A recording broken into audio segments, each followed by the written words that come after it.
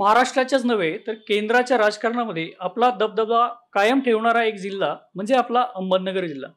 बाळासाहेब विखे पाटील, शंकरराव कोल्हे, शंकरराव काळे, शिवाजीराव नागवडे, यशवंतराव गडाख, मारुतराव घुले पाटील ते बबनराव ढाकणे यांच्यासारख्या अनेक मातब्बर अशा नेत्यांची खाण असलेला हा आपला अहमदनगर जिल्हा. 90च्या दशकामध्ये या जिल्ह्याने सर्वच क्षेत्रामध्ये साता समुद्रापार आपला झेंडा फडकवला होता. परंतु अलीकडच्या काळामध्ये कुठेतरी हा प्रभाव कमी होत चालला असल्याचे जाणवत आहे. काय आहेत त्याची नेमकी कारणं आणि राजकारणाच्या क्षेत्रामध्ये काय असेल नगर जिल्ह्याचं पुढचं भवितव्य हे आपल्याला आज जाणून घ्यायचं आहे.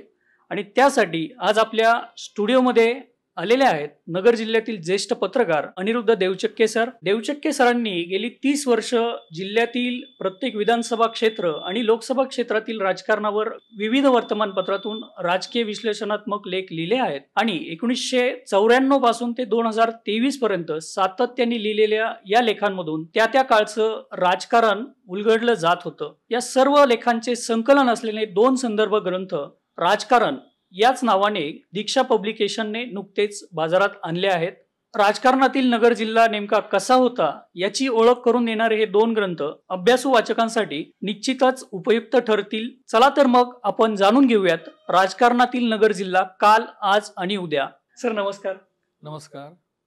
महाराष्ट्राचं राजकारण म्हटलं की आजही नगर जिल्ह्याचं नाव पहिल्यांदा येतं. तो काळ असा होता की देशाच्या आणि राज्याच्या राजकारणामध्ये नगर जिल्ह्याचा दबदबा होता. साधारण 90च्या दशकात हा प्रभाव मोठा असा होता. कम्युनिस्ट विचारांचा बालेकिल्ला म्हणून नगर जिल्हा त्याआधी ओळखला जात होता.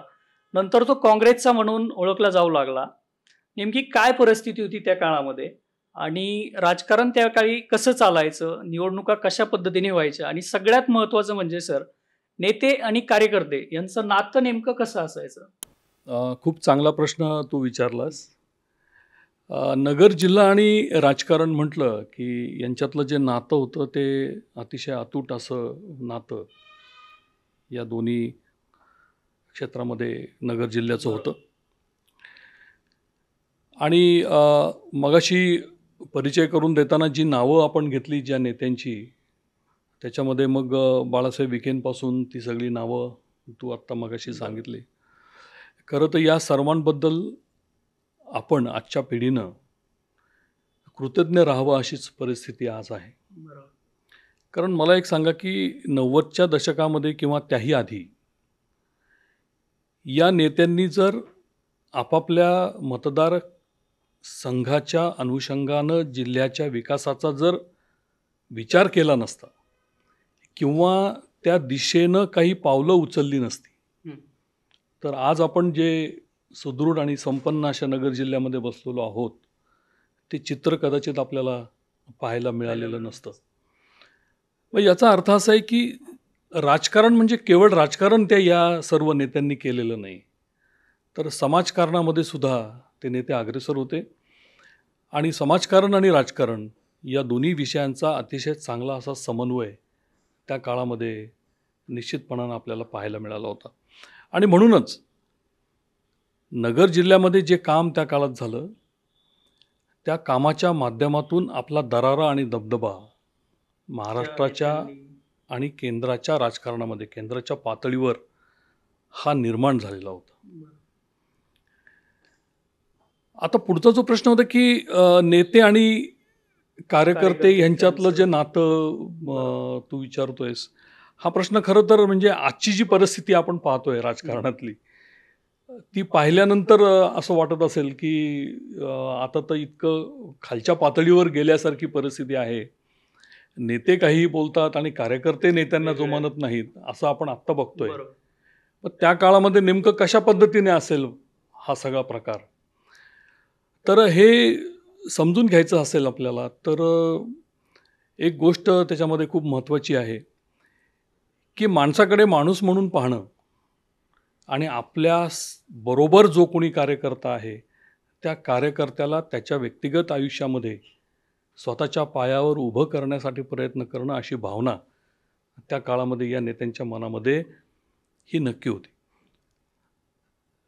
त्यामुळं तालुका असेल किंवा जिल्हा असेल, विकासाचे प्रश्न असतील, या विषयांच्या अनुषंगानं जेव्हा जेव्हा काही प्रश्न पुढे येत असत त्यावेळेला या सर्व नेत्यांनी काय केलं की आपापल्या राजकीय शक्तीचा ताकदीचा वापर करून वेगवेगळ्या संस्थांची उभारणी त्या काळामध्ये त्यांनी केली. म्हणजे आपण बघतो की सहकारी साखर कारखाने असतील, दूध संघ असतील, अनेक शैक्षणिक संस्था आहेत, मार्केट कमिट्या आहेत, आहे की नाही, जिल्हा बँकेसारख्या संस्था आहेत.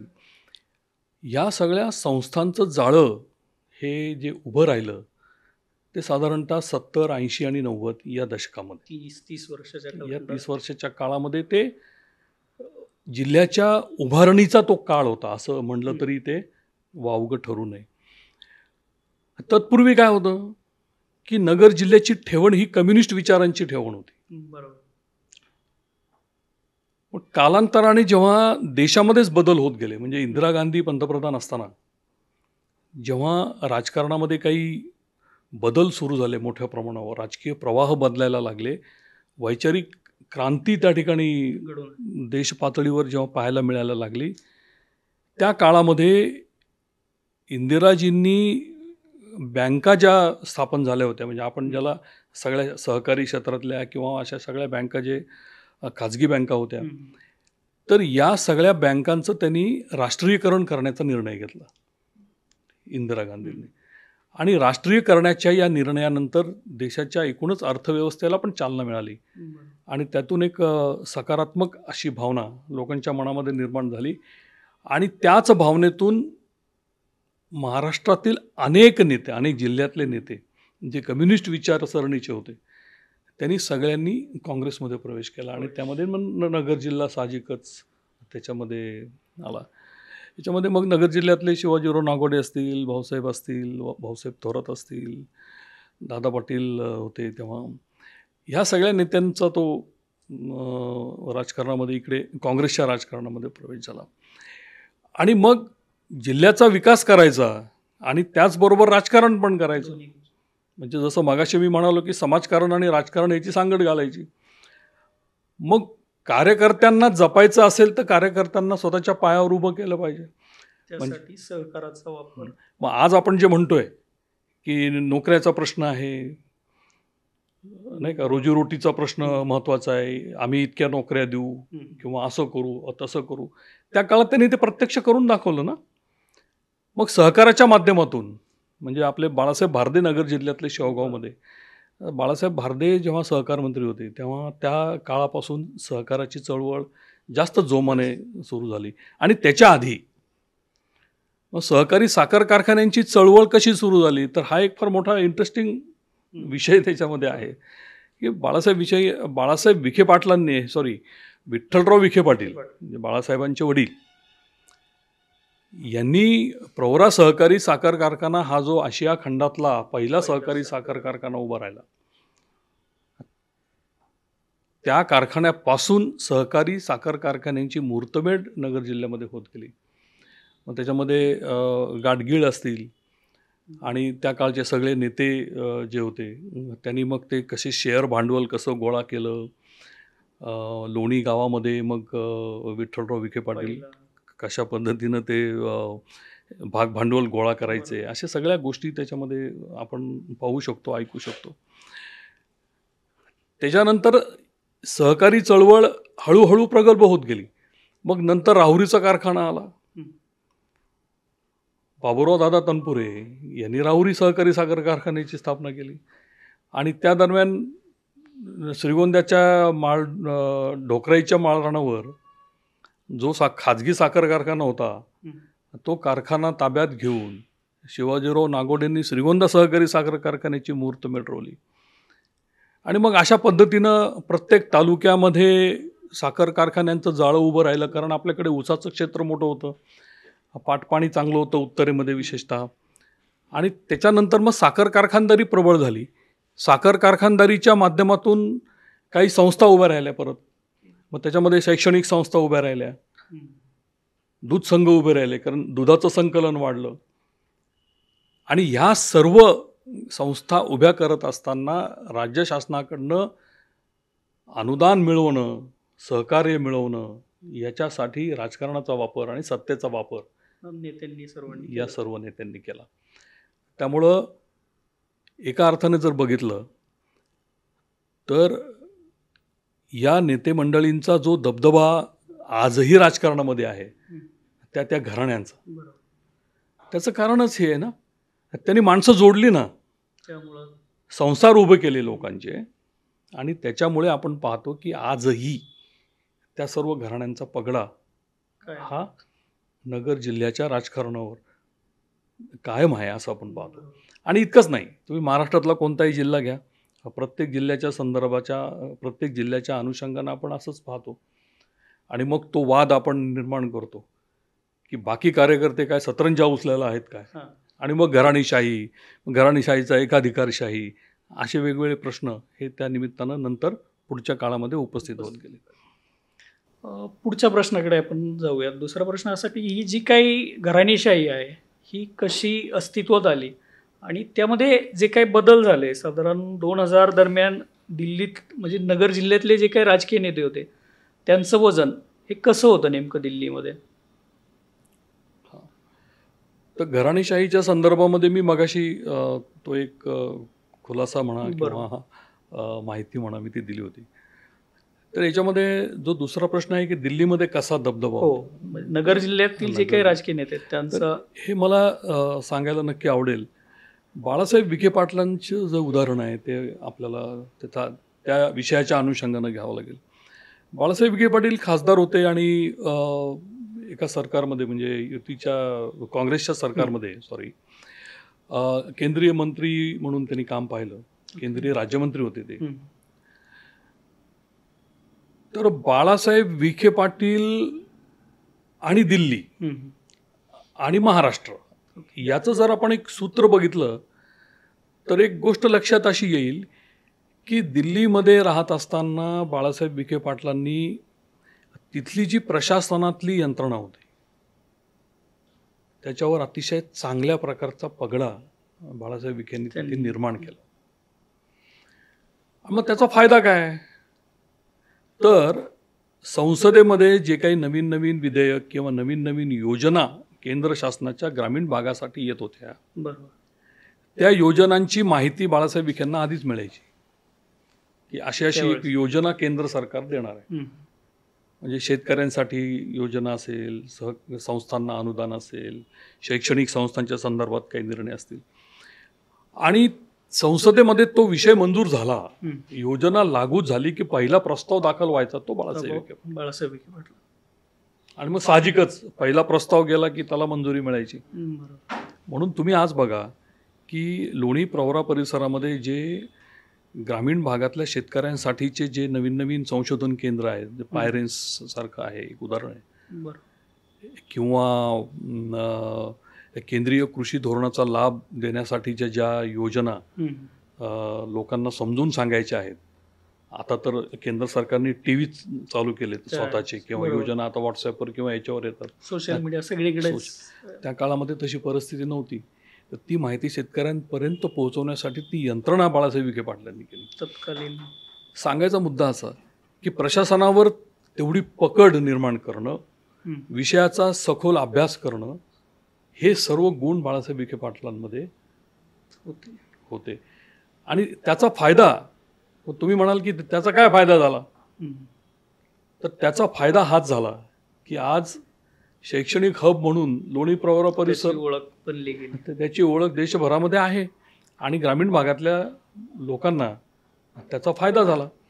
मेडिकलच्या संदर्भातलं एक उदाहरण तुम्हाला द्यायला आवडेल की ग्रामीण भागातल्या विद्यार्थ्यांना मॅनेजमेंटमधून प्रवेश मिळाला पाहिजे, त्या काळामध्ये असा एक विषय आला होता.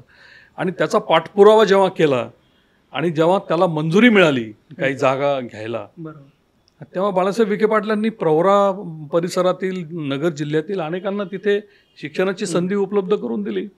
आजही त्या काळामध्ये शिक्षण घेऊन वैद्यकीय व्यवसाय करणारे अनेक डॉक्टर्स चांगल्या पद्धतीने तिथे प्रॅक्टिस करतायत.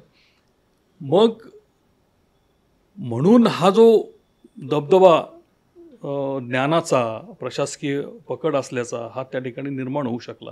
आणि त्याच्याही पुढे एक स्टेप अशी की केंद्र शासनाच्या सेवेतून सेवानिवृत्त झालेले जे अधिकारी असायचे, ज्यांना नॉलेज होतं, त्या लोकांची मदत बाळासाहेब विखेंनी त्या काळामध्ये घेतली. आणि म्हणून अनेक वर्ष केंद्रात मंत्री, खासदारकी या सगळ्या गोष्टी होत असताना बाळासाहेबांनी तो पगडा दिल्लीमध्ये निर्माण केला होता. हे तर नाकारता येणारच नाही आपल्याला. बाळासाहेब विखे पाटलांचं दिल्लीतलं हे वजन आणि एकंदरीत त्यांच्या सगळ्या कामकाजामुळे त्या भागाचा झालेला विकास, 2000 नंतर ही परिस्थिती कशी बदलली? 2000 सालानंतर काय बदल झाले? त्यानंतर दिल्लीत कोणत्या नेत्यांचं त्याप्रमाणे वजन किंवा जे कार्य बाळासाहेब विखे पाटलांनी केलं तसं कुणी? आता नगर जिल्ह्यातील मग अण्णासाहेब शिंदे पण मंत्री होते जुने त्या काळामध्ये. आता हे झालं कसं माहिती का, की काळाच्या ओघामध्ये काही गोष्टी जशा बदलत गेल्या, काळ फास्ट होत गेला आणि त्याला मॅच करणं काही अडचणीचं जसं ठरायला लागलं, त्याचा तो थोडाफार परिणाम असं म्हणता येईल आपल्याला.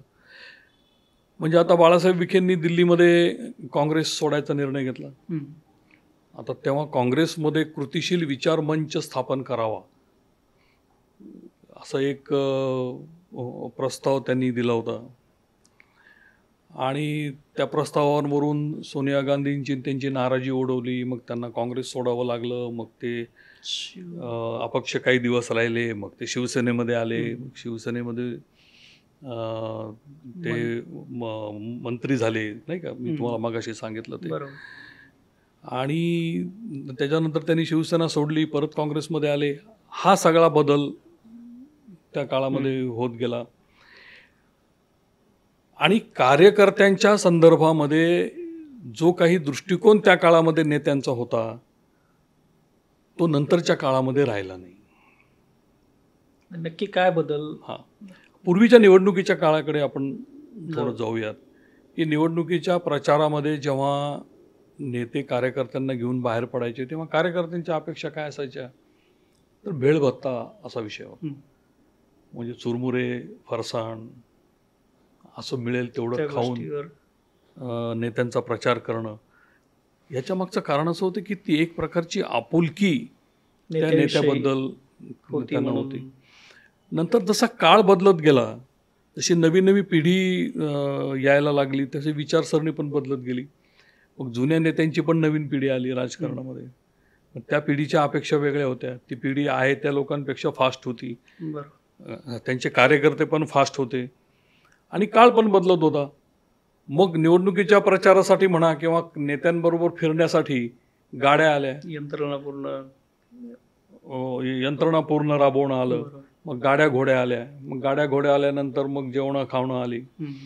आणि त्याच्यानंतर मग काही खर्चाला पैसे अशी डिमांड सुरू झाली.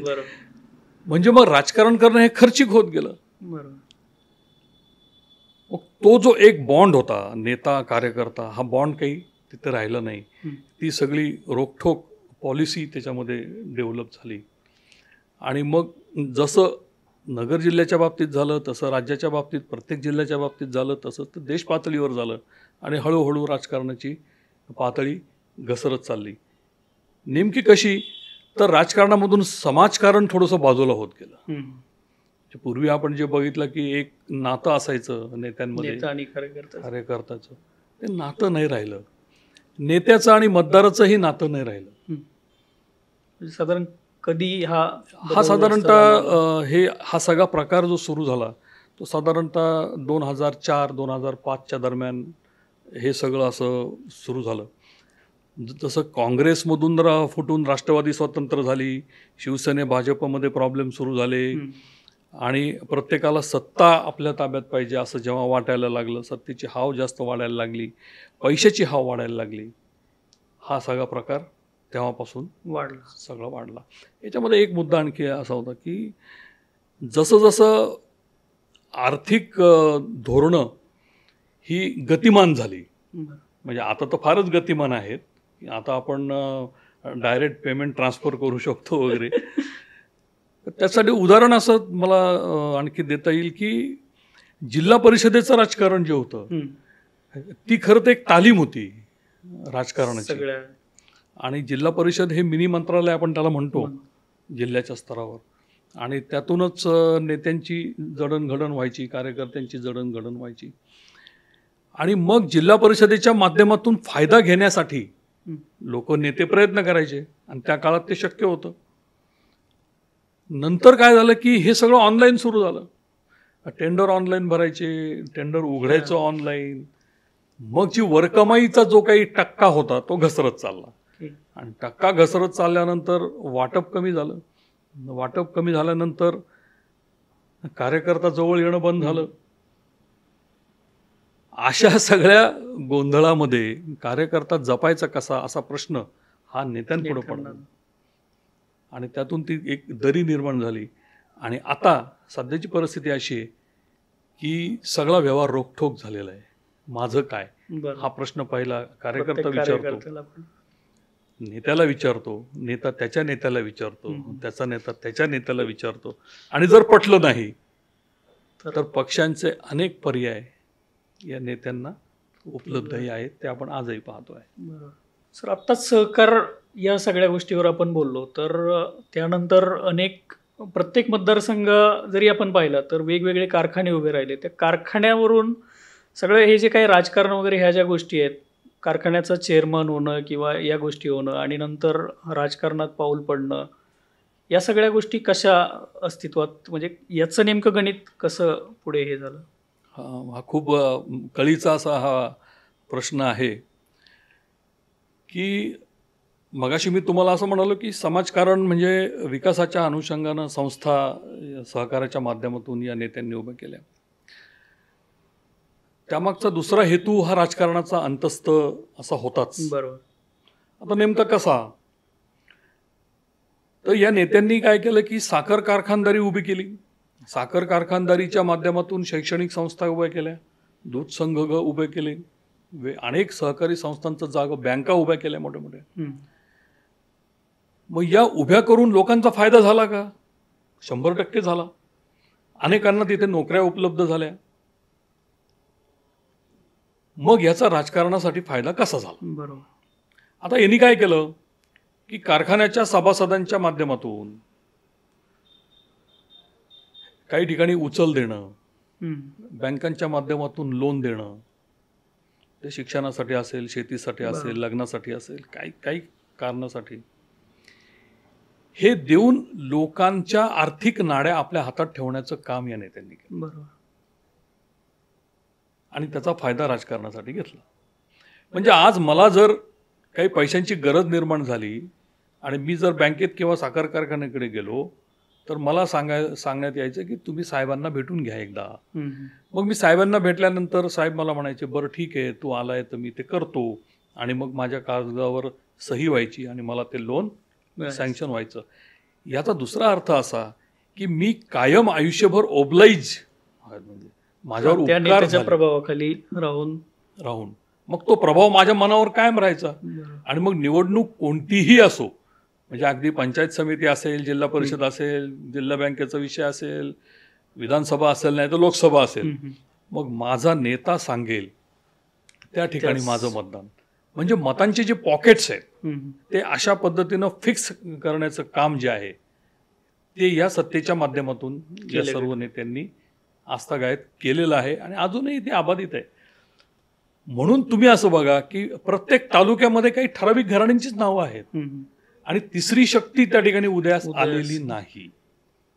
ज्यांनी प्रयत्न केला त्यांनी प्रयत्नच केला शेवटपर्यंत. अजूनही काही नेते प्रयत्नातच आहेत, परंतु यश मात्र मिळालेलं नाही. त्यानंतर अनेक तालुक्यात 2-2, 3-3 कारखाने उभे राहिले. त्या कार्यक्षेत्रात हो त्या गोष्टी कशा? आता याचं उदाहरण तुम्हाला श्रीगोंद्याचं बरोबर मला श्रीगोंदा सर.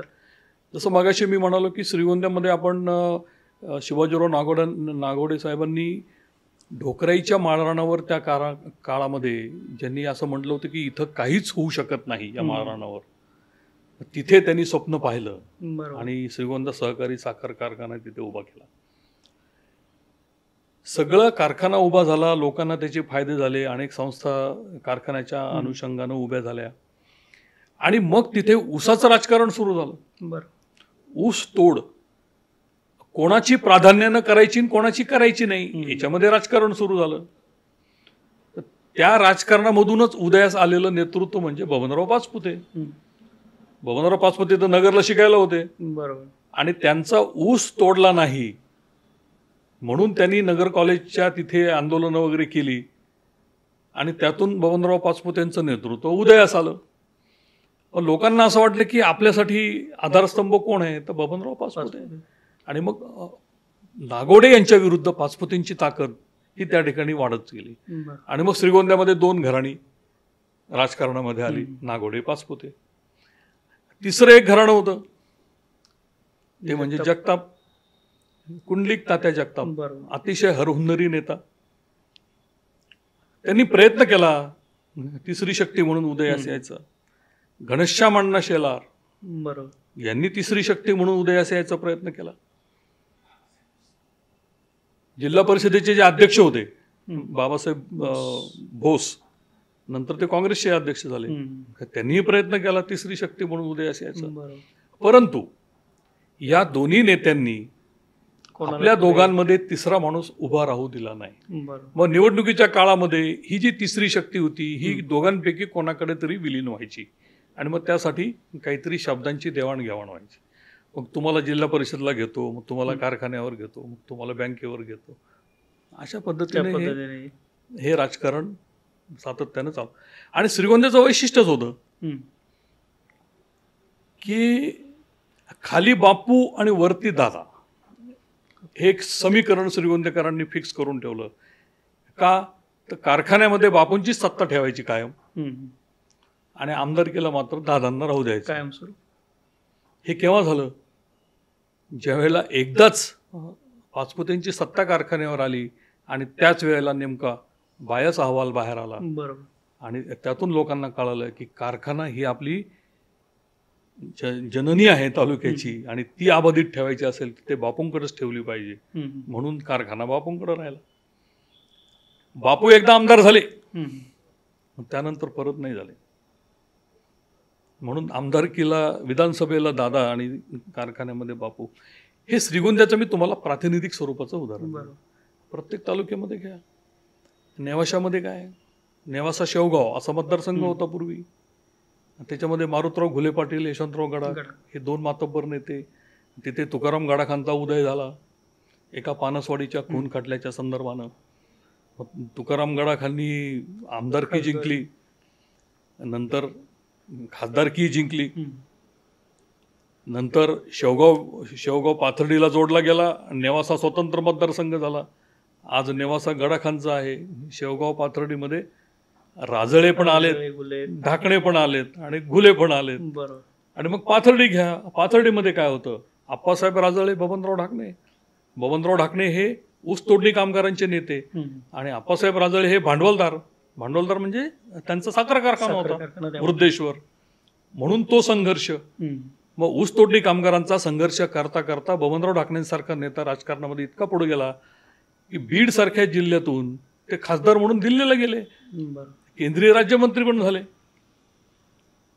मग पाथर्डीमध्ये ती 2 घराणी राजळे ढाकणे. अकोल्यामध्ये घ्या, तुम्ही गेलात उत्तरेमध्ये, उत्तरे ते तसंच आहे. अकोल्यामध्ये भांगरे, पिचड ही 2 घराणी. श्रीरामपूरमध्ये बघा, श्रीरामपूरचं ते इंटरेस्टिंग राजकारण त्या काळामध्ये होतं. गोविंदराव अधिक आणि जयंतराव सासाणे. जयंतराव सासाणे हे गोविंदराव अधिकांचे शिष्य होते त्या काळात. त्याच्यामध्ये राधाकृष्ण विखे पाटलांनी जयंतराव सासाणेंना आपल्याकडे करून घेतलं, साई संस्थांचं अध्यक्ष केलं आणि अधिकांना एकटं पाडलं. अधिक तरीही राज्याच्या राजकारणामध्ये एक मातब्बर नेता म्हणून अधिकांनी काम केलं, खासदार राहिले, दिल्लीला त्यांनी काम केलं. परंतु श्रीरामपूरमधून आमदार होणं आणि महाराष्ट्राचा मुख्यमंत्री होणं हे गोविंदराव अधिकांचं जरी स्वप्न असलं तरी ते प्रत्यक्षात येऊ शकलेलं नाही.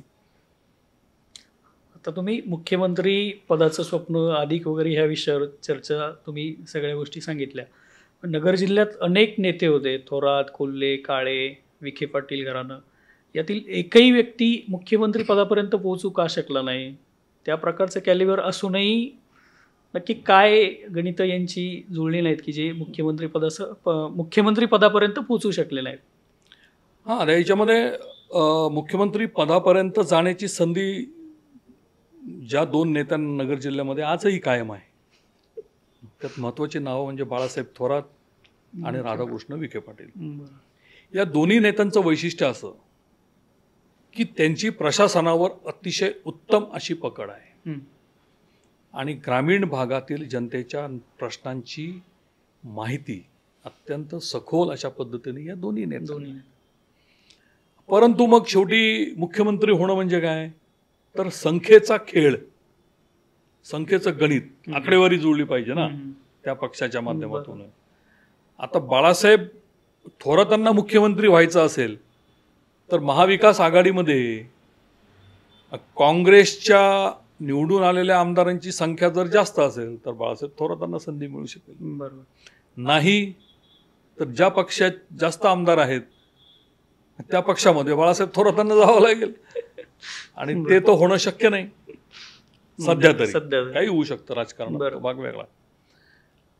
सेम राधाकृष्ण विखे पाटलांचं म्हणजे विलासराव देशमुख मुख्यमंत्री पदावरून जेव्हा पायउतार झाले आणि नवा मुख्यमंत्री कोण राज्याचा अशी जेव्हा चर्चा सुरू झाली त्यावेळेला जे नाव अग्रक्रमाने पुढं होतं त्यामध्ये बाळासाहेब विखे पाटलांचं नाव होतं.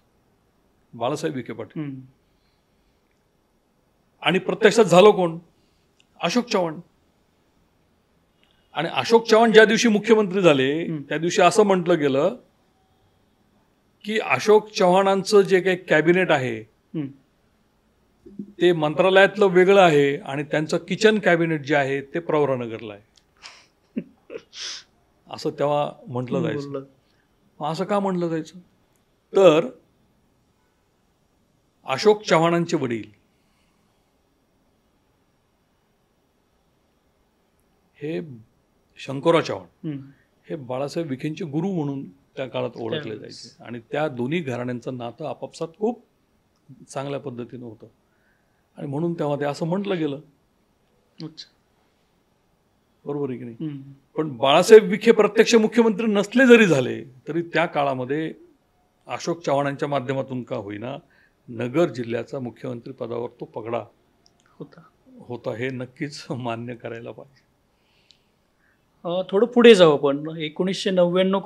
1999 साली राष्ट्रवादी काँग्रेसची शरद पवारांनी स्थापना केली. त्यावेळेस नगर जिल्ह्यात काय बदल झाले आणि कोणत्या नेत्यांनी काँग्रेसमधून शरद पवारांकडे ते गेले आणि त्यानंतर नगर जिल्ह्याच्या राजकारणात काय बदल झाले स्पेसिफिक? 1999 मध्ये जेव्हा राष्ट्रवादी काँग्रेसची स्थापना झाली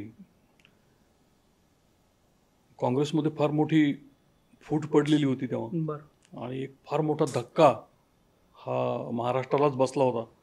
नगर जिल्हाही त्याला अपवाद नाही. पण त्या काळामध्ये जिल्हा काँग्रेसची कमान कुणी जर सांभाळली असेल तर ती आप्पासाहेब राजाळे यांनी सांभाळली. एक खांबी तंबू आप्पासाहेब राजाळेंचा त्या काळामध्ये होता आणि बाकी बहुतांश काँग्रेस नेते राष्ट्रवादी काँग्रेस म्हणजे शरद पवारांच्या नेतृत्वाखाली.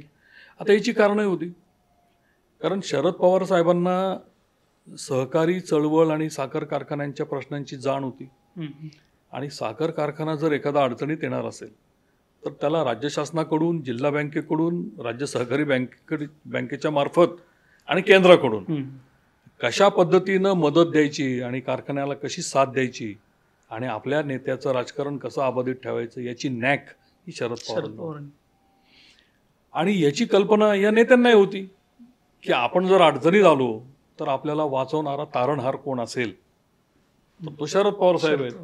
म्हणून मग शरद पवारांचं नेतृत्व हे त्या काळामधलं जे होतं अतिशय प्रभावी होतं आणि नगर जिल्हा हा पूर्ण शरद पवारांकडे तेव्हा त्या काळामध्ये गेला. काँग्रेस संपली अशा पद्धतीची अवस्था त्या काळामध्ये होती. बाळासाहेब थोरात आप्पासाहेब राजाळे म्हणजे भाऊसाहेब थोरात वगैरे यांनी मात्र काँग्रेसचं जे काही स्थान आहे ते जिल्ह्यामध्ये अबाधित तेव्हा ठेवलं होतं. आता आपण नगर जिल्ह्याची पूर्वीची जी ओळख होती ती कम्युनिस्ट किंवा पुरोगामी जिल्हा ही होती. काँग्रेसनंतर 2014 वगैरे ही मोदी लाट वगैरे ह्या सगळ्या गोष्टी अस्तित्वात आल्या आणि नगर जिल्ह्याची जी काही ओळख आहे ती एक थेट भाजप किंवा हिंदुत्ववादी पक्षीय वाढले. हे नक्की हा बदल कशामुळे झाला आणि त्याचे काय बदल नगर जिल्ह्याच्या अनुषंगाने वाटले तुम्हाला? आता गेल्या 30 वर्षाचा जर राजकारणाचा अभ्यास केला आणि हे सगळं बघितलं तर लक्षात एकच गोष्ट आली की राजकारण करायचं ते सत्तेसाठी. आणि सत्ता कशासाठी? तर आपापल्या मतदारसंघांमध्ये स्थापन केलेल्या संस्थांना आर्थिक स्थैर्य लाभावं त्यावेळेस. आणि चौकशीचा ससेमेरा मागं लागू नये ही त्यामागची भावना. मग सत्तेत जर राहायचं असेल तर जो पक्ष सत्तेत येण्याची शक्यता आहे अशा पक्षाबरोबर जाण्याचं धोरण हे नेत्यांनी या सर्व संस्थापक स्थापित नेत्यांनी प्रस्थापित नेत्यांनी हे स्वीकारलेलं होतं आणि त्यात काही गैर असायचं काही कारण नाही. बरं. त्यामुळं भाजपाचा जो काही काळ होता म्हणजे नगर जिल्ह्यामध्ये भाजपचं अस्तित्व तसं नगण्य होतं. काही फार त्याचा प्रभाव नव्हता. जे पक्षाच्या विचारधारेला मानणारे होते, पक्षाने काही दिलं काय नाही दिलं काय तरी सुद्धा पक्षाबरोबर राहणं बरं. असे जे निष्ठावंत कार्यकर्ते होते त्यांच्या जीवावर भाजप तेव्हा टिकून होता. पण तो सत्तेत नव्हता ना. बरं. ज्या वेळेला भाजप सत्तेत येण्याची शक्यता निर्माण झाली, भाजपचा प्रभाव वाढत गेला, त्यावेळेला भाजपाकडे अन्य पक्षातल्या नेत्यांचा ओढाही वाढत गेला. म्हणून आज तुम्ही बघा की राधाकृष्ण विखे पाटील असतील, मधुकरराव पिचड असतील, पाचपुते असतील किंवा तुम्ही बघा आता रिसेंटली अशोक चव्हाण, ही सगळे मंडळी ही सगळी काँग्रेस राष्ट्रवादी कम्युनिस्ट विचारसरणी असलेल्या घराण्यातले प्रतिनिधी आहेत आणि हे सगळे आज नगर जिल्ह्यातले भाजपमध्ये आहेत. म्हणून ही जी सर्व नेते मंडळी ज्या पक्षामध्ये असते काय तो पक्ष नगर जिल्ह्यामध्ये प्रभावी आहे असं मानण्याची एक पद्धत आहे. जसं शिवसेनेचं जरी काय स्थान होतं नगर जिल्ह्यात, फक्त नगर शहरामध्ये होतं, बाकी ग्रामीण भागामध्ये नव्हतं. ज्या वेळेला बाळासाहेब विखे पाटील शिवसेनेमध्ये आले तेव्हा नगर जिल्ह्यामध्ये शिवसेना एकदम प्रभावी झाली. म्हणजे बाळासाहेब हिंदू हृदय सम्राट बाळासाहेब ठाकरे यांचा एक मोठा शिवसेनेचा मेळावा शिर्डीमध्ये बाळासाहेब विखे पाटलांनी त्या काळात घेतला होता. आणि तेव्हा असं आम्ही सगळे म्हणायचो शिवसेनेचा दबदबा आहे नगर जिल्ह्यामध्ये, आहे की नाही. नंतर बाळासाहेब विखे पाटील शिवसेनेतून बाहेर पडले, शिवसेनेचा विषय मिटला.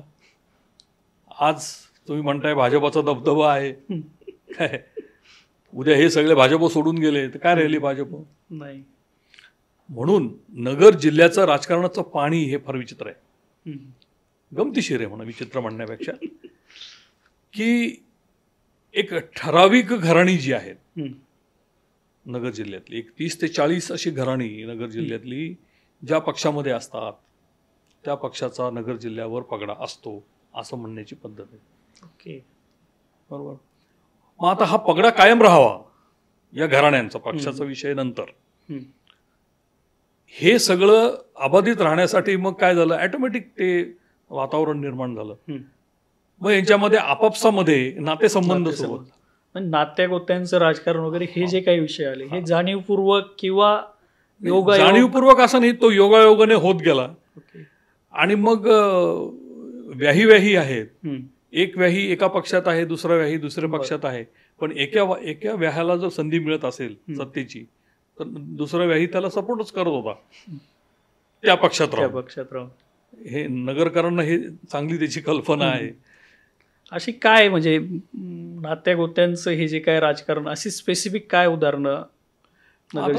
नगर मधलं उदाहरण जर द्यायचं असेल आपल्याला तर जगताप कोतकर कर्डिले हे एक महत्वाचं उदाहरण आहे. नेवाशामध्ये आपल्याला देता येईल राजळे गडाख आणि आता घुले, हे सर्व नातेसंबंध, हे सगळं नातेसंबंधामध्ये आलेले आहेत. थोरात आणि राजळे. थोरात आणि राजळे. तर अशी अनेक उदाहरणं आहेत त्याच्यामध्ये. म्हणजे नातेसंबंध, नात्या गोत्याचं राजकारण या विषयावरच जो बोलायचं झालं तर आपल्याला आणखी बराच वेळ त्याच्यामध्ये लागू बरोबर. शकतो. त्याच्यामुळे शरद पवारांनी एकदा फार मार्मिक असं विधान केलं होतं. शरद पवारांना विचारलं की नगर जिल्हा काय आहे, तर शरद पवार असं म्हणाले की नगर जिल्ह्यामध्ये फक्त सोधा पक्ष आहे. सगळ्यांना प्रश्न पडला की शरद पवारांनी हा कोणता नवा पक्ष काढला बा. मग ते म्हणाले सोधा पक्ष म्हणजे सोयऱ्या धायऱ्यांचा पक्ष आहे इथं, तोच पक्ष अस्तित्वात आहे. हे शरद पवारांनी स्वतः त्या ठिकाणी मिश्किल अशी टिप्पणी त्या काळामध्ये केलेली होती. तर नगरची जिल्हा परिषद आणि अहमदनगर जिल्हा बँक या कनेक्टेड आहेत असं बोललं जातं. याचं नक्की कारण काय आहे आणि त्याचे जे काही राजकारण इफेक्ट पडलेत का, ते कशा पद्धतीने त्या गोष्टी सगळ्या घडून आल्यात? एक साधारणतः 90च्या दशकापासून म्हणा किंवा त्याच्या आधीपासूनही जिल्हा बँक ही नगर जिल्ह्याची कामधेनू आहे असं म्हटलं जाईल आर्थिक विकासाच्या अनुषंगानं. कारण त्याची जी कर्ज वाटपाची जी यंत्रणा जिल्हा बँकेच्या माध्यमातून होती, ती सोसायटी मार्फत शेतकऱ्यांना कर्ज मिळायचं शेतीसाठी. आणि सोसायटी गाव पातळीवर, तालुका पातळीवर सगळ्या ठिकाणी ही स्थानिक राजकारणाचा केंद्रबिंदू असायची. त्यामुळं कार्यकर्त्यांना संधी कुठं द्यायची जिल्हा बँक सत्तेची, तर ती मग सोसायटीमध्ये दिली जायची, दूध संघावर दिली जायची, साखर कारखान्यावर संचालक म्हणून दिली जायची. तर कार्यकर्त्यांचं पुनर्वसन करण्याच्या उद्देशानं या सगळ्या संस्थांचा वापर त्या काळामध्ये नेत्यांकडून झाला. तो झाला म्हणजे कसा की त्याही संस्थांवर आपली सत्ता हवी. म्हणजे मग माझे कार्यकर्ते तिथे आहेत म्हणजे मीच आहे, आणि मग ते कार्यकर्ते साहेबांना विचारल्याशिवाय कोणती गोष्ट करत नसत. मग आता सोसायट्यांपुरतं जर आपण विचार केला तर जेवढ्या सोसायट्या ज्या नेत्यांच्या ताब्यात तालुक्यातल्या, तेवढ्या त्या तालुक्याच्या नेत्याचा दबदबा जिल्हा बँकेच्या राजकारणावर. कारण जिल्हा बँकेत जिल्हा स्तरावर काम करायची, आणि मग त्या साखर कारखान्यांना कर्ज देणं, अडचणीच्या काळामध्ये आर्थिक मदत करणं, या सगळ्या गोष्टी जिल्हा बँकेच्या माध्यमातून त्या काळामध्ये 100% केल्या जायच्या. आणि म्हणून मग जिल्हा बँक हे राजकारणाचं एक मोठं केंद्रबिंदू बनलं. मग तिथे दक्षिणेतले काही नेते आणि उत्तरेतले काही नेते अशा पद्धतीचा समन्वय साधायचं काम झालं. मग जिल्हा बँक ज्याच्या ताब्यात, ज्या नेत्याच्या ताब्यात, तो नेता तिथे प्रभावी. बरोबर. मग नगर जिल्हा बँक थोरातांच्या ताब्यात होती अनेक वर्ष. थोरात जिल्हा बँक पाहिजे, भाऊसाहेब थोरात. आणि अतिशय चांगल्या पद्धतीनं आर्थिक शिस्त त्या काळामध्ये त्यांनी पण लावलेली होती बँकेला, नो डाऊट. सेम तुम्ही बघाल तर जिल्हा परिषद. मग जिल्हा परिषदेमध्ये काय तर पंचायत समिती, पंचायत समितीचे गट, गण, मग गणाचा प्रतिनिधी, गटाचा प्रतिनिधी, मग जिल्हा परिषदेचे गट, पंचायत समितीचे गण, असं ते सगळं तालुका गाव पातळीवरचं सगळं राजकारण, आणि तिथे प्रत्येक नेत्याचं पुनर्वसन, अशा पद्धतीचा तो सगळा काळ 20-25 वर्षाचा मागचा जर आपण बघितला तर ह्या सगळ्या दोन्ही संस्थांच्या माध्यमातून राजकारणातल्या नेत्यांना अधिकाधिक प्रस्थापित होण्याची संधी ही त्या काळामध्ये मिळत होती. मग जिल्हा परिषदेकडनं काय तर ग्रामीण पाणी पुरवठा असेल, आरोग्य असेल, या सगळे हे प्रश्न सगळे जिल्हा परिषदेच्या निगडीत होते. रस्त्यांचे प्रश्न असतील ते सगळे. आणि मग जेवढे प्रश्न अधिक तेवढी कार्यकर्त्यांना पोचण्याची संधी अधिक.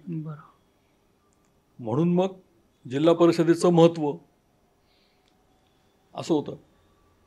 आताच्या काळामध्ये काय झालेलं आहे की जिल्हा परिषद आणि जिल्हा बँक यांचं महत्त्वच खूप कमी झालेलं आहे. म्हणजे आता जिल्हा बँक काय फार चर्चेमध्ये नसतेच. आता चर्चेमध्ये आली आहे ती नोकर भरतीमुळे आली. याच्या आधी जिल्हा बँकेच्या संदर्भामध्ये काही फार कोणी चर्चा करत नव्हतं. आणि जिल्हा परिषदेवर तर सध्या प्रशासक आहे. आणि इथून पुढचा जो काळ आहे त्या पुढच्या काळामध्ये जिल्हा परिषदेचं अस्तित्वच मुळात ठेवायचं का नाही असा प्रश्न केंद्र सरकार पुढे आहे. त्यामुळं हळूहळू काय झालेलं आहे की डिजिटलायझेशन असेल, अर्थक्रांती मोठ्या प्रमाणावर झाली, डायरेक्ट DBT म्हणजे डायरेक्ट बँक ट्रान्सफर, ते सगळे प्रकार झाले. त्या सगळ्या याच्यामुळं हे जे स्थानिक गाव पातळीवरच्या राजकारणाचे जे काही केंद्रबिंदू होते ते केंद्रबिंदू कमी कमी होत गेले. परंतु जिल्ह्याच्या विकासामध्ये जर योगदान कोणाचं असेल तर या दोन संस्थांचं प्रचंड मोठं योगदान आहे. म्हणजे यशवंतराव गडाख यांच्यासारखा नेता 10 वर्ष जिल्हा परिषदेचा अध्यक्ष म्हणून त्यांनी काम पाहिलं. अतिशय चांगल्या पद्धतीची शिस्त त्यांनी त्या काळामध्ये लावली. म्हणजे आम्ही जेव्हा जिल्हा परिषदेच्या सर्वसाधारण सभेला तिथे जायचो त्यावेळेला शंकरराव कोल्हे असतील, शंकरराव काळे असतील, आमचे वांबोरीचे सुभाष पाटील, भानुदास मुरकुटे यांच्यासारखे नेते आक्रमकपणानं तिथे ग्रामीण भागाचे विषय मांडायचे, ते सोडवून घ्यायचे, त्याला अनुदान मिळवण्यासाठीचे प्रयत्न करायचे, राज्यशासनाकडे पाठपुरावा करायचे. हे सगळं आम्ही पाहिलं. आणि असंच जिल्हा बँकेच्या याच्यामध्ये. आणि मग आता जे कनेक्शन तुम्ही मला विचारलं ते कनेक्शन एक वेगळ्या अर्थाने तुम्ही घ्या. बघा आता की शालिनीताई विखे पाटील जिल्हा परिषदेच्या अध्यक्ष होत्या, त्याच काळामध्ये राधाकृष्ण विखे जिल्हा बँकेचे अध्यक्ष होते. आणि मग ह्या सत्तेचं केंद्र जर विखे यांच्याकडे आलेलं असेल तर विखेंचे कार्यकर्ते, विखेंची सत्ता जिथे जिथे आहे तालुक्यांमध्ये त्या त्या ठिकाणच्या लोकांना झुकतं माप मिळणं दोन्ही संस्थांकडून हे स्वाभाविक होतं. अशा अँगलनी ते दोन्ही सत्तेचे केंद्र होते असं आपल्याला म्हणता येऊ शकतं. राजकारणात बद्दल आता बोलत होतो आपण, काल आणि चालू स्थिती या सगळ्या गोष्टी जाणून घेतल्या. सर, एकंदरीत ही सगळी परिस्थिती पाहता तुम्हाला म्हणजे काय वाटतं, जे काही तरुण आहेत त्यांनी राजकारणात यावं का, आणि आलं तर नक्की कुठल्या गोष्टी त्यांनी त्यांच्या कुठल्या गोष्टींची त्यांनी काळजी घेतली पाहिजे थोडक्यात? राजकारणाच्या बाबतीतच जर बोलायचं झालं तर खूप फास्ट असा हा काळ आहे सध्याचा. आणि सध्याच्या काळामध्ये जे राजकीय वाचाळवीर नवीन नवीन निर्माण झालेले आहेत त्याच्यामुळं एक नकारात्मकता ही समाजामध्ये फैलावत चाललेली आहे असं मला जेव्हा मी लोकांशी बोलतो तेव्हा जाणवतं की राजकारणाबद्दल एकदम निगेटिव्हली असं बोललं जातं. परंतु हा जो काळ आहे हा पण जाईल आणि एक नवा आशादायी काळ हा नक्कीच पुढे येणार आहे. कारण राजकारण हा काही टाळण्याचा विषय नाही किंवा त्याच्याबद्दल द्वेष करावा, तिरस्कार करावा असा काही विषय नाही. कारण माणूस म्हणलं की राजकारण त्याच्या रक्तामध्ये असतंच. तुम्ही कोणत्याही क्षेत्रात जाणा, प्रत्येक क्षेत्रामध्ये राजकारण असतंच. इतकंच कशाला, आपल्या घरात पण राजकारण असतं. म्हणजे आपणही एकमेकांशी राजकारणच करत असतो. प्रश्न एवढाच आहे की ते समजून घेणं आणि योग्य वेळी योग्य मुद्द्यांचा प्रतिकार करणं, प्रतिवाद करणं हे ज्याला जमतं त्याला यश मिळतं. मग ते राजकारणामध्ये असो, सत्तेच्या राजकारणामध्ये असो किंवा ज्या त्या क्षेत्रामधल्या राजकारणामध्ये असो. आणि या अँगलनी जर आपण बघायला गेलं तर आजचा युवक जो आहे तो अतिशय सजग आणि जागरूक झालेला आहे. आणि असा युवक खऱ्या अर्थानं इथून पुढच्या काळामध्ये प्रत्यक्ष राजकारणामध्ये यायला हवा असं मला वाटतं. आणि ती संधी पुढच्या काळामध्ये नक्कीच प्रत्येकाला मिळणार आहे. कारण तो काळ आता गेला की वारसा हक्कानं राजकारणामध्ये येणं. कारण आपण बघितलं असेल, मला म्हणजे मागच्या लोकसभेच्या वेळेला तेजस्वी सूर्या म्हणून जे आता खासदार आहेत आणि भाजयुमोचे काहीतरी मला वाटतं अध्यक्ष वगैरे आहेत, एक युवक होता आणि त्याला भाषण करताना पाहिलं आणि मोदींच्या यंत्रणेनं त्याच्यावर कॉन्सन्ट्रेट केलं. आणि जशी निवडणूक जाहीर झाली म्हणजे 6 वर्ष त्या मुलावर कॉन्सन्ट्रेट केलं गेलं आणि जशी निवडणूक जाहीर झाली डायरेक्ट त्याला लोकसभेचं तिकीट दिलं. तेव्हाही खासदार होते, आत्ताही मागच्या वेळेला निवडून आले. आणि पुढच्या राजकारणामध्ये आपल्याला तेजस्वी सूर्या हे जे आहेत ते मंत्रिमंडळात दिसतील किंवा एका मोठ्या जबाबदारीच्या पदावर दिसतील. म्हणून युवकांनी राजकारणामध्ये तर यायला हवं, पण त्याच्यासाठी तेवढी प्रगल्भता अभ्यास करण्याची शक्ती, क्षमता ही त्यांनी विकसित करायला पाहिजे. आणि सगळ्यात महत्त्वाचं, विचार करण्याची प्रक्रिया जी आहे ती तीही पाहिजे. प्रभावीपणाने त्यांना विकसित करता येण्याची अत्यंत आवश्यकता आहे. एवढं जर झालं तर जास्तीत जास्त युवक राजकारणामध्ये येऊ शकतात आणि त्यांच्या आगमनानं काहीतरी सकारात्मक असं बदल राजकारणामध्ये सुद्धा आपल्याला पाहायला मिळतील आणि त्याचा परिणाम देशाच्या प्रगतीला नक्कीच हातभार लावेल. हातभार लावेल असं मला वाटतं. सर, तुमची दोन्ही पुस्तकं ज्यावेळेस प्रकाशित झाली त्यानंतर मी ती वाचली. त्यातले अनेक संदर्भ म्हणजे गेल्या 30 ते 40 वर्षातल्या घटना, या सगळ्या घटना तुम्ही तुमच्या पुस्तकामध्ये लिहिल्या गेल्या. ही पुस्तक लिहिण्याची नक्की जी काय संकल्पना होती ही कशी आली? त्यामागचं काय, सगळ्या गोष्टी कशा घडून आल्या? एक म्हणजे खूपच चांगला महत्त्वाचा प्रश्न तुम्ही विचारला आहे. 1992 पासून मी खरं तर पत्रकारितेमध्ये आलो आणि साधारणतः 94च्या वर्षापासून राजकारणावर लिखाण जे आहे ते प्रत्यक्ष सुरू माझ्याकडनं झालं. पहिल्यापासूनच एखाद्या घटनेकडे बारकाईने पाहणं आणि त्या घटनेचा अन्वयार्थ लावत बसणं याची मला आवड होतीच. त्यामुळे एखादी घटना घडल्यानंतर त्या घटनेचे जे काही विविध पैलू आहेत ते पैलू वाचकांना उलगडून सांगणं याच्यामध्ये मला फार आनंद तेव्हा काळामध्ये होत असायचा. आणि त्याच एका छंदापायी मी लिहायला सुरुवात केली आणि अविरतपणानं 2023 पर्यंत आठवड्याच्या आठवड्याला ते लिखाण माझं प्रसिद्ध होत गेलं. व पहिल्यांदा जेव्हा मी राजकारणावर लिहायला सुरुवात जेव्हा केली तेव्हा थोडीशी भीती पण वाटायची, नेते काय म्हणतील, कसं होईल, काय होईल. परंतु मला असा कुठेही काही वाईट अनुभव आला नाही. मी लिहित गेलो आणि त्याला चांगला प्रतिसाद मला वाचकांचा मिळत गेला. आणि नंतर पुढे तर असं झालं की वाचकांचे मला फोन यायचे की एखाद्या रविवारी जर मला लिहायला जमलं नाही तर मला वाचकांचे फोन यायला लागले की तुम्ही हे का लिहिलं नाही, या विषयावर लिहा, त्या विषयावर लिहा. वाचकच मला सुचवायला लागले, आम्हाला हा विषय समजून घ्यायचा आहे, तो विषय समजून घ्यायचा आहे वगैरे. आणि मग जसं असं रिस्पॉन्स जेव्हा मिळायला लागला तेव्हा मलाही त्याचा एक हुरूप निर्माण झाला. आणि साधारणतः मागच्या 2016-17मध्ये असंच एका ठिकाणी चर्चेमध्ये बसलेलो असताना माझ्या लक्षात आलं की लोकांना पूर्वीच्या राजकारणातले रेफरन्सेस जाणून घेण्याची फार इच्छा आहे की नेमकं काय झालं होतं त्या काळामध्ये. आणि मग एकाने मला सुचवलं की तू एवढं लिहिलेलं आहे तर याचं एक संकलन असलं पाहिजे तुझ्याकडे. आणि मग मी त्या अँगलने विचार करायला सुरुवात केली. आता तो काळ असा होता की मी काय लिहिलेलं जपूनही ठेवलेलं नव्हतं. 9चे 9 दिवस असतात, त्याच्यामुळं पहिले एक वर्षभराचं काहीतरी ठेवलं नंतर ते रोजच झालं लिहिणं. त्याच्यामुळं ते काय जपून ठेवणं वगैरे हे माझ्या स्वभावात नव्हतं. मग मी माझ्या काही वार्ताहरांशी बोललो, वार्ताहर मित्रांशी आमच्या, आणि त्यांनी काही वाचकांचे नंबर दिले. तर वाचकांचे मला फोन यायला सुरुवात झाली की साहेब तुम्ही जे लिहिलं त्याच्या सगळ्या कॉपीज आमच्याकडे आहेत, तर तुम्ही म्हणत असाल तर आम्ही तुम्हाला ते पोच करतो.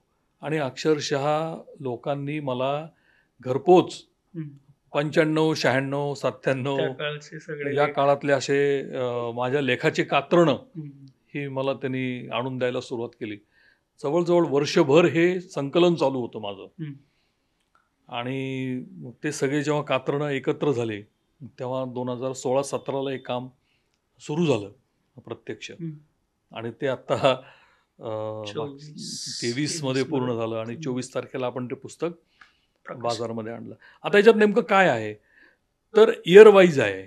म्हणजे साधारणतः 1994 म्हणा, 1995, 1996 त्या वर्षभरामध्ये लोकसभा निवडणूक असेल, विधानसभा निवडणूक असेल, साखर कारखान्याची निवडणूक असेल, जिल्हा बँकेचं राजकारण असेल, जिल्हा परिषदेचं राजकारण असेल, त्या काळातली सिच्युएशन नेमकी राजकीय काय होती याच्या संदर्भातनं केलेलं ते विश्लेषण त्या काळातल्या लेखामध्ये आहे. म्हणजे एखाद्या वर्षाचे जर पूर्ण लेख सलगपणाने आपण वाचले एखाद्यानी तर त्याला त्या वर्षामध्ये कोणते राजकीय नेते, त्याचे कोण कार्यकर्ते हे राजकारणामध्ये सक्रिय होते, याचं आकलन हे चांगल्या पद्धतीनं होऊ शकेल. आता याच्यामध्ये सगळ्यात महत्त्वाचा एक मुद्दा असा होता की लोकसभा निवडणूक आहे समजा. मग लोकसभेमध्ये बाळासाहेब विखे पाटील जेव्हा काँग्रेसमधून शिवसेनेत गेले, तर त्याच्या आधी मी जो अंदाज व्यक्त केला की बाळासाहेब विखे काँग्रेस सोडू शकतात, ते शिवसेनेमध्ये प्रवेश करतील, अशा पद्धतीचे अंदाज त्या काही लेखांमध्ये तुम्हाला जाणवतील. 2007 मध्ये जिल्हा बँकेचाच विषय मागाशी आपण बोललो, जिल्हा बँकेची निवडणूक होती आणि त्या निवडणुकीमध्ये अजितदादांनी लक्ष घातलं नगरच्या जिल्हा बँकेच्या संदर्भात, आणि सत्ता पण आली जिल्हा बँकेत. तर त्या दरम्यानच्या काळात जे एक विश्लेषण लिहिलं गेलं माझ्याकडनं, तर त्याच्यामध्ये मी असं म्हटलं की अजितदादांचा पगडा नगर जिल्ह्यावर चांगला आहे, परंतु सुप्रिया सुळेंनी नुकतंच राष्ट्रवादी काँग्रेसमध्ये सक्रिय होऊन प्रवेश केलेला आहे, राजकारणाचा श्रीगणेशा केलेला आहे, आणि भविष्यामध्ये कदाचित सुप्रियाताई आणि अजितदादा यांच्यामध्ये संघर्ष होऊ शकतो आणि त्याची परिणती अजितदादा राष्ट्रवादी काँग्रेस पक्ष सोडण्यामध्ये होऊ शकते, असं मी 2007 मध्ये लिहिलेलं. माझा असा दावा नाहीये की मी लिहिलं म्हणून हे घडलं, पण त्या शक्यता तेव्हा जाणवल्या होत्या आणि त्याच्यामध्ये लिहिल्या गेल्या ओघानं आणि ते आलं. असे बरेचसे किस्से आहेत. म्हणजे आता नेमकं मला अनेकांनी आताही विचारतात की प्रवरा पॅटर्न नेमकं काय, प्रवरेचं राजकारण नेमकं चालतं कसं. आता हा खूप मोठा विषय आहे आणि याची उत्सुकता नगर जिल्ह्यापेक्षा बाहेरच्या लोकांना फार आहे की नेमकं कसं आहे. तर त्याचे सगळे रेफरन्सेस, त्याचा सगळा उलगडा त्याच्यामध्ये आहे. दुसरा आणखी एक मुद्दा आहे की काळे कोल्हेंचं राजकारण, तर ते त्याच्याबद्दलही कुतूहल आहे लोकांमध्ये की नेमकं काय होता हा प्रकार. जसे शरद पवारांनाही तो उलगडला नाही, कारण ते म्हणायचे हे काळे कोल्हेंचं राजकारण तर मला अजूनही कळत नाही, असं शरद पवार साहेब स्वतः म्हणाले होते. मग त्यांचं अंधारातलं राजकारण काय असायचं आणि उजेडातलं राजकारण काय असायचं, हा तो सगळा प्रकार. त्यानंतर आपल्याकडचं म्हणाल तर शिवाजीराव कर्डिले, दादा पाटील शेळके, हा जो संघर्ष त्या काळातला होता की दादा पाटलांसारखं प्रस्थापित नेतृत्व आणि त्यांना शह देण्यासाठी शिवाजीराव कर्डिले हे नगर शहरामध्ये दूध वाटप करायचे. एक सामान्य कार्यकर्ता हा त्यांच्या विरोधात उभा राहिला आणि राजकारणामध्ये एवढी मजल त्यांनी मारली. तर त्यांचा तो सगळा प्रवास नेमका कसा होता हे तुम्हाला या पुस्तकातून नक्की जाणून घेता येईल.